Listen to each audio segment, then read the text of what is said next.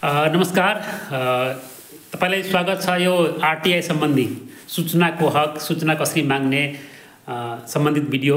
तपाईलाई म फर्स्ट भिडियोमा मैले तपाईलाई हेराएको थिएँ फर्स्ट निवेदन, त्यसपछि यो सेकेन्ड पार्ट हो, त्यसै भिडियोको फलोअप हो। यो भिडियो नम्बर 2 हो र सेकेन्ड पार्टमा तपाईँ फर्स्ट पार्टबाट सूचना माग्नको लागि सूचना अधिकारीलाई निवेदन दर्ता गराउनु भयो। इमेल मार्फत तपाईले सूचना अधिकारीलाई या त सम्बन्धित कार्यालयमा पठाउनु भयो इमेल। र दोस्रोमा के गर्नुपर्छ त्यसकै बारेमा म त्यो भिडियोमा बताउन गएको छु। अब दोस्रोमा के गर्ने कि फर्स्टमा तपाईले सूचना पाउनु भएन, 15 दिन बितिसक्यो तपाईले सूचना पाउनु भएन। अब सेकेन्डमा के गर्ने, कुनै पनि कार्यालयको प्रमुख हुन्छ, मेन हुन्छ। अब हुन सक्छ त्यो सूचना अधिकारीले कार्यालय प्रमुखलाई नभने होला या त कार्यालय प्रमुखलाई थाहा भएको छैन तपाईले के निवेदन दिनुभएछ, त्यो कार्यालय प्रमुखले थाहा छैन र कार्यालय प्रमुखलाई पनि थाहा हुनु पर्यो कि कार्यालय त्यो सम्बन्धित कार्यालयको सर्वकारक विषय भएर कार्यालय प्रमुखलाई पनि थाहा हुनु पर्यो कि तपाईले सूचना माग्दै हुनुहुन्छ भनेर। अब सेकेन्ड फेजमा के गर्ने हो,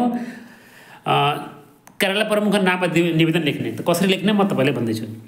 कार्यालय प्रमुखको नाममा निवेदन सामान्य प्रक्रिया जुन हुन्छ त्यस्तै लेख्ने हो।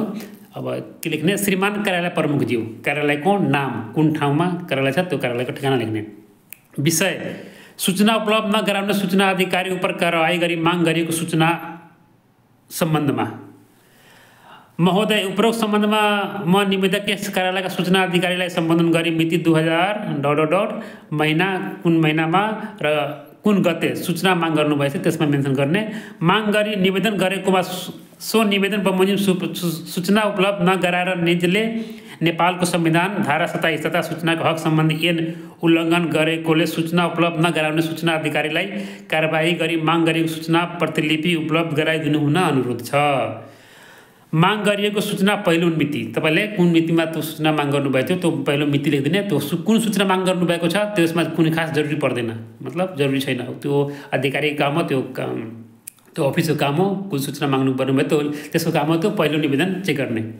तपाईले इमेल मार्फत नै दिने हो, त्यहाँ फिजिकली गएर सम्भव छैन। हरेक ठाउँमा कहाँ मान्छे पुग्छ, फिजिकली खर्च पनि लाग्छ, टाइम पनि लाग्छ।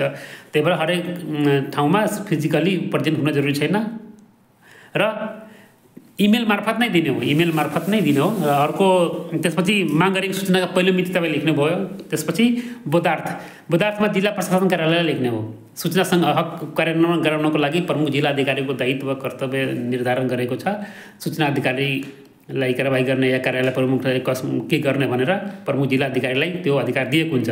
त्यही भएर जिल्ला प्रशासन कार्यालयलाई सम्बोधन गरेर बोधार्थमा लेख्ने। त्यसपछि सम्बन्धित मन्त्रालय, त्यसको जुन अफिसमा तपाईँ सूचना माग गर्नुभएको छ त्यस अफिसको हेड कुन हो, हेड अफिस कुन हो त्यसलाई सम्बोधन गर्ने, कुन मन्त्रालय अन्तर्गत पर्छ त्यो लेखिदिने।